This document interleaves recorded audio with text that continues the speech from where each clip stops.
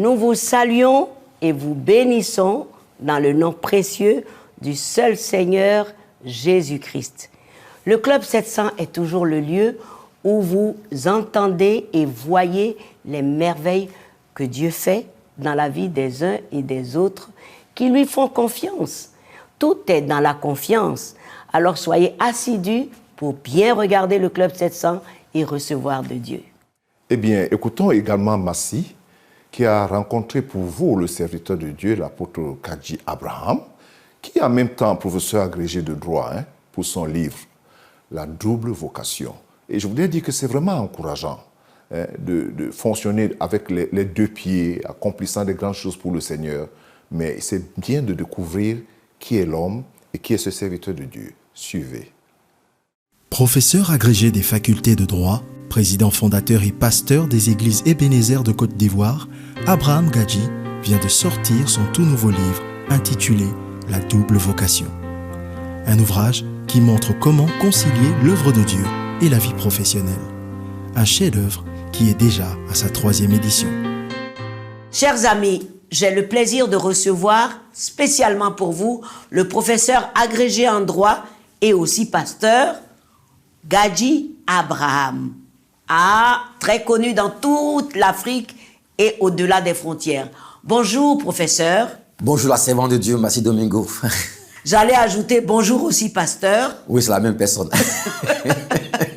Alors, vous avez écrit un livre qui est arraché partout. Oui. Le titre, La double vocation. Pourquoi? D'abord, je vais expliquer la double vocation comme étant l'appel intérieur de ce qu'on a reçu de Dieu pour son service et en même temps également pour le service des hommes. Et ce message est venu de manière, je dirais, comme naturelle, parce que j'avais été invité à prêcher chez Proc à Rambiri, moment où mon père spirituel au Burkina Faso en 2016. Et quand j'ai prêché à la fille d'Abraham, tu portes un message. J'ai prêché à nouveau le second jour. Et quand je suis rentré en Côte d'Ivoire, des amis pasteurs m'ont dit, ton ministère est particulier, il faut commencer à le prendre au sérieux. Et c'est ainsi que l'idée m'est venue de travailler ce ministère sur la double vocation. Et je me suis mis à fouiller la Bible. Et j'ai vu que dans la Bible, il y avait le ministère, la double vocation était quelque chose qui était répandu. J'ai lu la vie entière de Daniel, qui était un prophète de très haut niveau, mais Daniel était aussi une personnalité de haut niveau dans l'Empire babylonien. En tant que ministre d'État, par exemple, et j'ai lu la vie de Néhémie, un homme de réveil, qui était aussi un serviteur dans l'Empire. J'ai lu aussi la vie de Joseph, qui a été premier ministre en Égypte, mais Joseph est appelé serviteur de Dieu, prophète. Et j'ai lu également la vie de David, le roi David. Il était à la fois roi, adorateur, général d'armée, chef d'État. Cet homme avait la double vocation. Et puis dans le Nouveau Testament, j'ai lu la vie de Paul. Paul était, c'est vrai, faisait des tentes, mais Paul était surtout professeur. Et en même temps évangéliste et apôtre. Et ensuite, j'ai vu la vie de Luc, qui était aussi évangéliste et médecin. Et j'ai compris que la double vocation avait ses racines dans la parole de Dieu. Et après, je me suis mis à écrire, montrer les avantages de la double vocation, comment elle naît, comment elle jaillit, comment elle impacte, et quels sont évidemment ce que ça peut engendrer comme impact dans la société. C'est ainsi que ce livre est né. Et bien sûr, je suis maintenant à ma 2e édition. Je suis bientôt à la 3e édition parce qu'il est épuisé complètement. Et figurez-vous bien, je n'ai pas encore fait la dédicace. C'est pas vrai. Pas la dédicace. Et pourtant, ça a été vendu en France, au Cameroun, au Gabon, au Burkina Faso, au Mali, aux États-Unis d'Amérique, au Canada, en France évidemment. Et il y en a plus. Donc, je vais encore le rééditer pour une 3e fois parce que, bien sûr, les gens ont compris qu'il répondait à un appel spécifique. Dans le champ, je dirais, chrétien, où beaucoup pensent que être pasteur, ça va choisir la mauvaise voie, c'est-à-dire la voie de la pauvreté. Mais ce n'est pas vrai. C'est le plus beau des métiers parce que vous parlez à l'âme d'une personne. Et en tant que professeur des universités, je comprends très bien que être pasteur n'est pas vraiment le métier le plus ridicule. Bien au contraire, on rencontre des gens démunis, matériellement c'est vrai.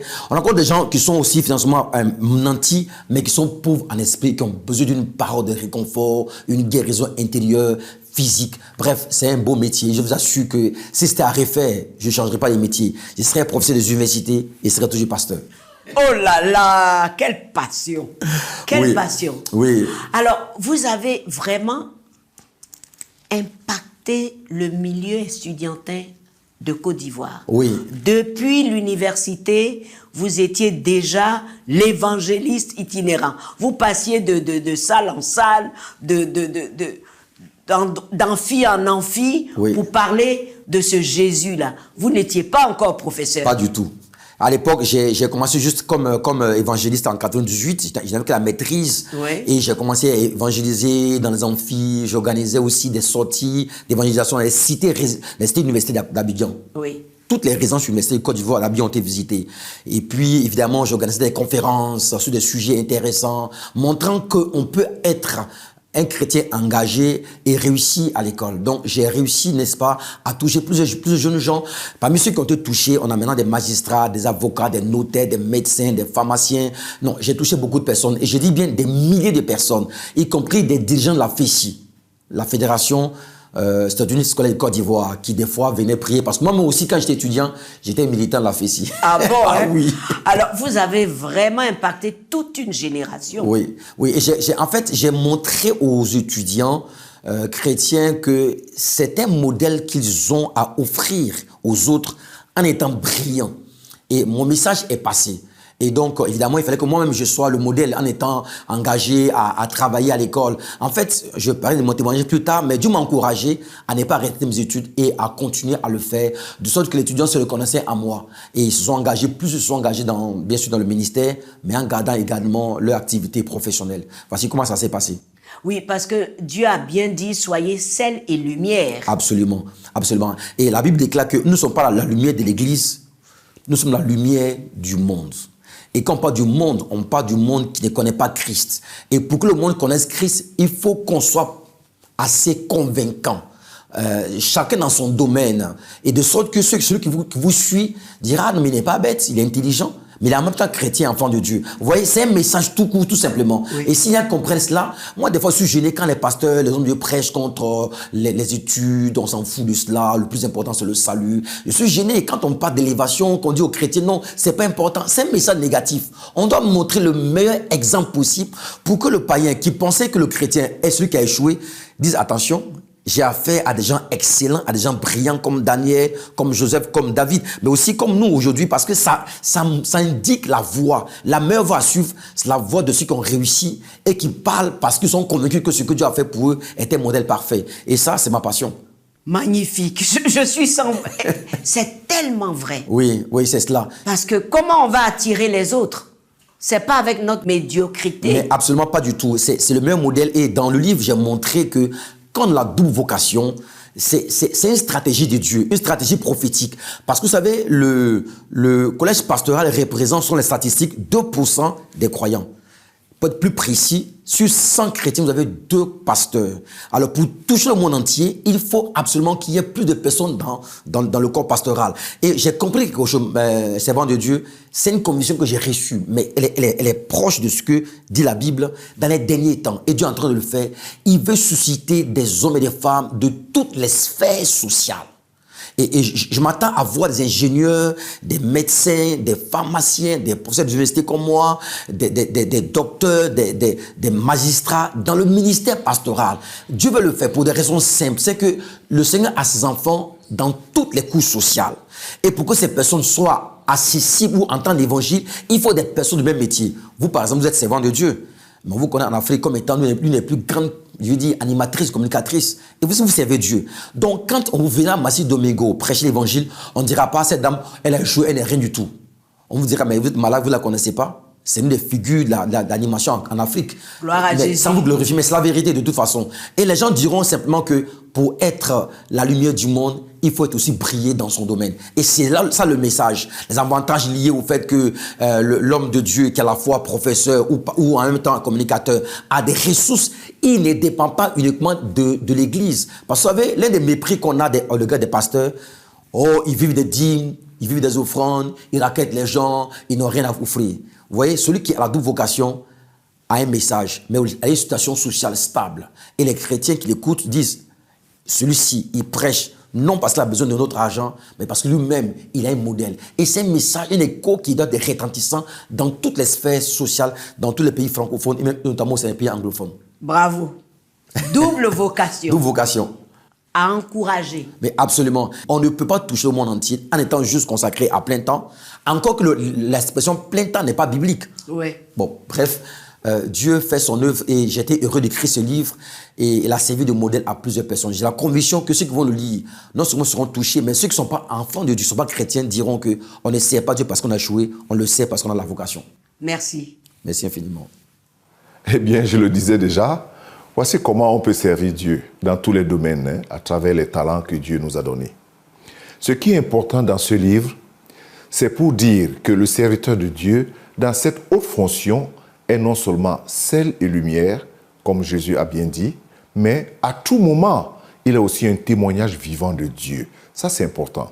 Aujourd'hui, les gens se posent la question, est-ce qu'on peut être un professeur agrégé en droit et en même temps être un apôtre, quelqu'un qui sert Dieu? Ça, c'est la question que beaucoup de personnes se posent. Mais ici, et c'est bien placé, hein, sel et lumière, c'est-à-dire qu'il donne des deux côtés.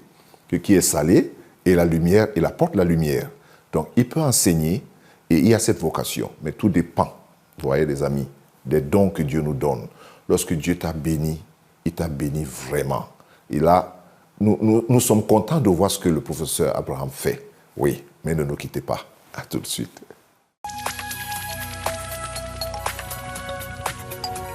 Si vous avez des questions spirituelles, des besoins de prière ou même si vous avez besoin de conseils, n'hésitez pas à nous contacter aujourd'hui au numéro suivant. Nos conseillers sont là pour vous aider. N'oubliez pas, nous sommes là pour vous.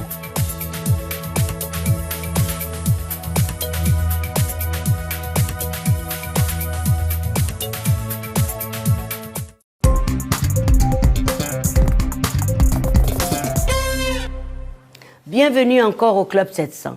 Nicole, qui a été molestée très jeune, avait commencé par l'alcool d'abord, ensuite à se détruire et les résultats ont été maladie mentale, des allers-retours en psychiatrie.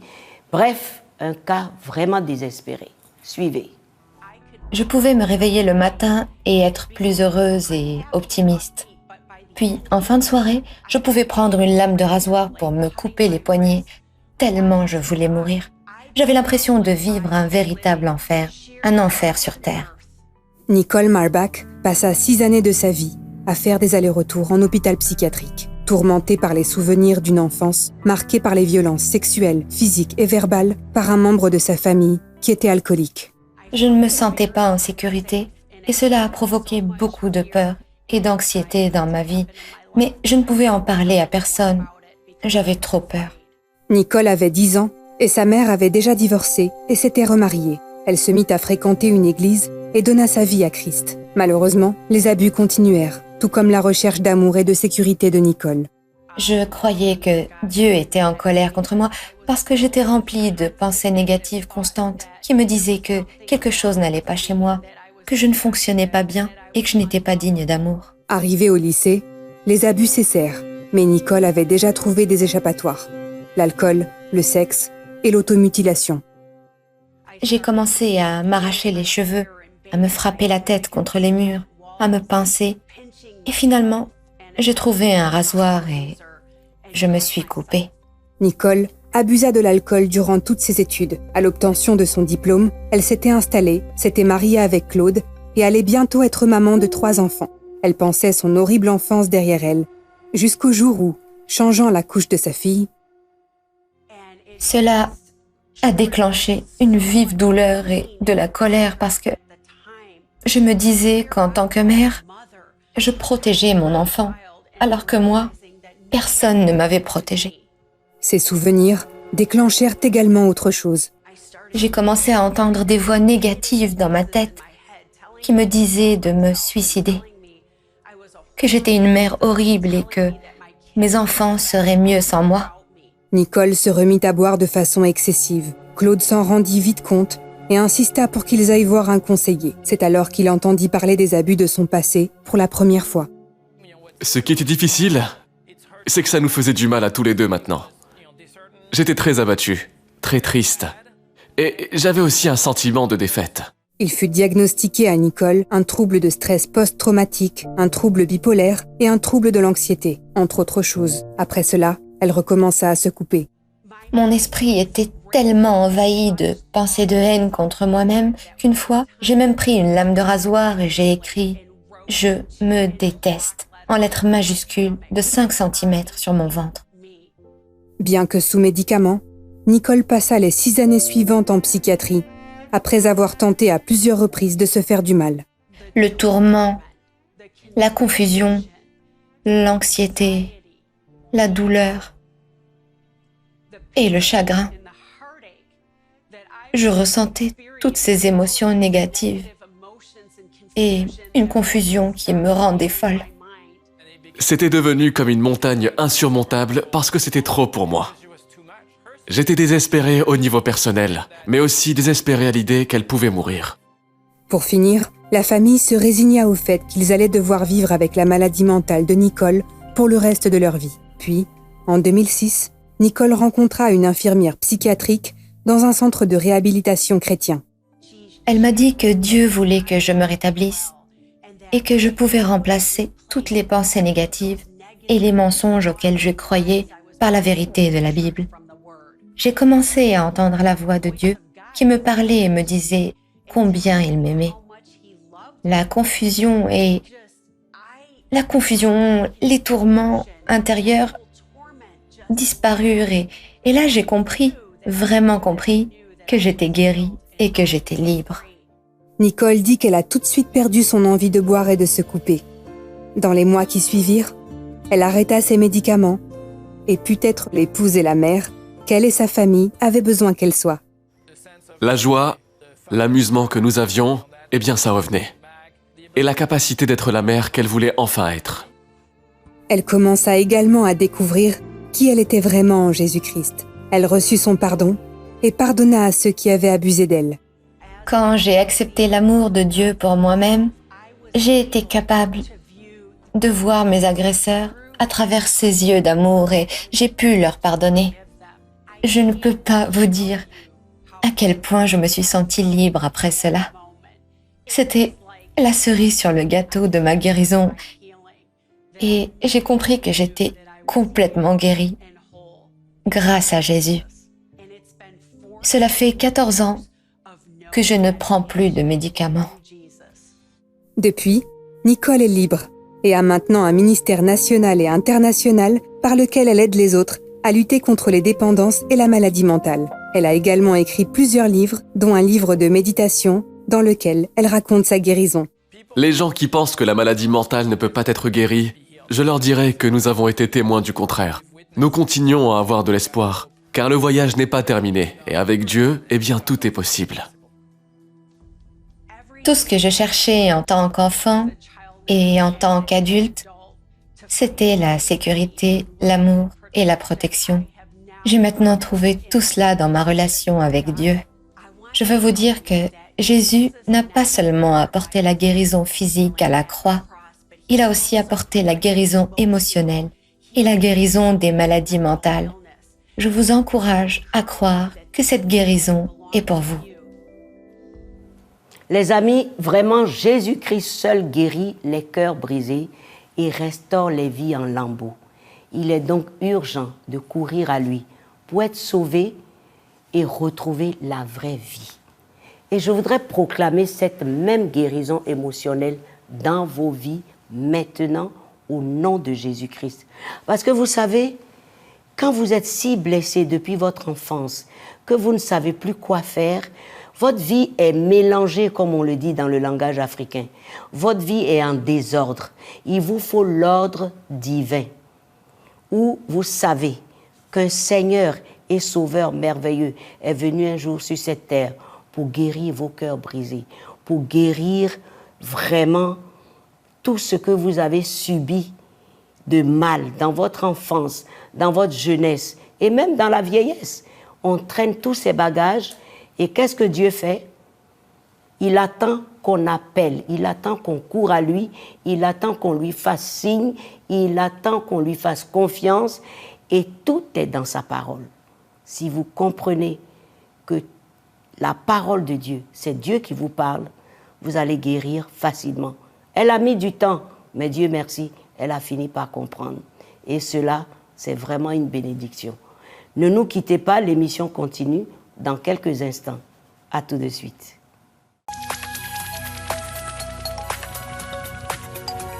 Si vous avez des questions spirituelles, des besoins de prière ou même si vous avez besoin de conseils, n'hésitez pas à nous contacter aujourd'hui au numéro suivant. Nos conseillers sont là pour vous aider. N'oubliez pas, nous sommes là pour vous.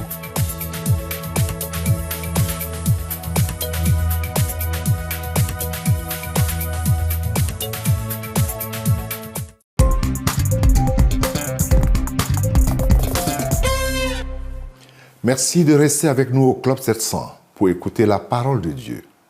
C'est l'histoire d'une femme. Elle avait longtemps fui les regards des autres, préférant sortir à des heures creuses. Oui, elle avait des problèmes dans sa vie.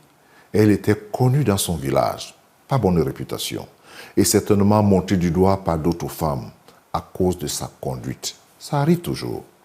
Alors, elle souhaitait éviter les rencontres. Et à cette heure-là, où elle pensait être tranquille, lorsqu'elle sort et se rend au puits pour chercher un peu d'eau, mais voilà qu'il y a quelqu'un assis sur le bord du puits, étrange à cette heure-là.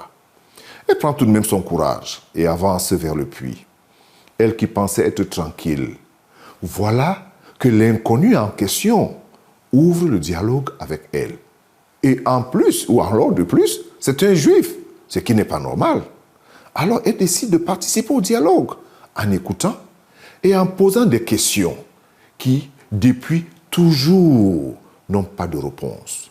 Aussi en écoutant cet homme, quelque chose commence à se produire en elle. Les barrières tombent, la culpabilité s'envole, la peur s'évapore, la honte et tous les autres blocages tombent les uns après les autres. La causerie s'anime. Elle est attirée, intriguée, prête à faire confiance à cet homme qu'elle ne connaît pas, mais qui lui offre un peu d'eau totalement différente de celle qu'elle avait longtemps bu sans pouvoir être satisfaite. C'est l'histoire de cette femme. Alors elle s'interroge quand même sur l'identité de cet homme, qui n'est pas comme les autres. Et Christ n'est pas comme les autres.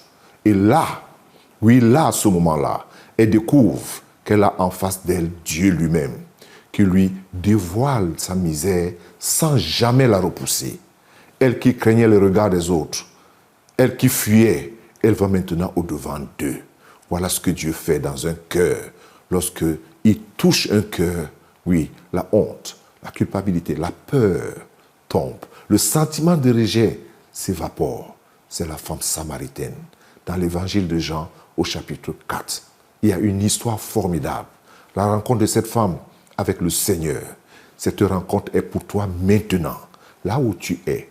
Je ne sais pas ton niveau de honte, ou de crainte, ou de culpabilité, mais je voudrais t'encourager à faire cette prière simplement avec moi. Alors prie, s'il te plaît. Seigneur Jésus, je suis comme cette femme, dans ma honte et ma désolation. C'est à moi que tu parles. En suivant ce témoignage, Seigneur, je confesse mon besoin de toi. Et je te demande vraiment pardon. Pardonne tous mes péchés, Seigneur. Je t'ouvre la porte de mon cœur maintenant pour que tu sois mon Seigneur et mon Sauveur et que tu changes ma vie comme tu as changé la vie de cette femme. Oui, Jésus. Merci. Amen et Amen. Que Dieu te bénisse et que jamais, plus jamais, ta vie ne soit plus la même. Sois béni. Merci. Amen. Merci Seigneur pour ta parole qui, mise en pratique, fait de nous une bénédiction pour des personnes comme Soutrini qui, abandonnée par son mari avec 2 enfants, ne pouvait plus travailler pour pourvoir aux besoins de sa famille à cause des effets du Covid. Regardez. La vie était déjà difficile pour Soutrisni, 40 ans, mère qui est célibataire. Son mari l'a abandonnée il y a quelques années, l'obligeant à élever seule ses 2 enfants. J'ai le cœur brisé chaque fois que je pense à la peur et à la tristesse que j'ai ressentie le jour où il nous a quittés. Soutrisni a fait tout ce qu'elle pouvait pour subvenir aux besoins de ses enfants. Elle vendait de la nourriture et travaillait même comme ouvrière de jour sur un chantier. Les bons jours, elle gagnait 3 $. Puis, la Covid-19 a tout arrêté en Indonésie où elle vit. En ce moment, je peux juste faire un peu de lessive. Et seulement quand quelqu'un m'appelle. Mais seules quelques personnes m'appellent. Je me souviens d'un jour où mes enfants et moi n'avions mangé que quelques bouchées de nouilles instantanées de toute la journée. C'est dur de ne pas avoir d'argent pour acheter de la nourriture. Opération Bénédiction rassembla et livra des milliers de colis alimentaires remplis de riz, d'œufs et d'autres produits d'épicerie pour aider les familles en Indonésie pendant la crise du Covid-19. Soutrisni et ses enfants firent partie de ces familles. Quand je vous ai vu, je n'ai pas pu m'arrêter de remercier Dieu. Je ne peux pas croire que Dieu a répondu à mes prières aujourd'hui, à travers vous. Parce que nous n'avions vraiment rien à manger.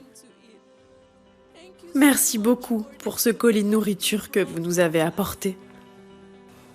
Ah, les amis, les besoins sont grands partout à travers le monde. Nous ne pouvons plus être sourds, aveugles et insensibles et égoïstes. Nous pouvons donc compter sur vos dons pour continuer ces projets humanitaires comme nourrir, soigner, venir en aide dans tous les domaines. Merci de le faire en suivant les différentes informations qui s'affichent et aussi sur nos sites en ligne. Je pense que le pasteur a vraiment de bonnes nouvelles pour nous. Il a des lettres des téléspectateurs qui nous disent des choses qui nous encouragent, donc il va les lire. En effet, Massi, j'ai reçu beaucoup de lettres de nos téléspectateurs, vraiment, et puis j'en reçois tout le temps, Massi. Bon, on ne peut pas tout lire là maintenant, mais je vais quand même lire quelques-unes. J'en ai choisi au moins 2. Tu seras d'accord avec moi. Eh bien, nous allons écouter ces lettres. Alors, ici c'est Valérie qui dit « J'ai reçu déjà Christ dans ma vie et toujours chaque dimanche, je vous suis à la télévision. Depuis ma jeunesse jusqu'à maintenant, ma vie était, je ne sais comment la qualifier. Waouh! Alors aujourd'hui, j'ai décidé de suivre le Seigneur Jésus et ma vie a vraiment changé grâce à vos émissions. » Ça, c'est la première lettre. C'est pas encourageant ça? Vraiment encourageant. Et la seconde nous vient de André. « Je suis tellement ravi de votre message ce matin. » Waouh! Ce matin-là.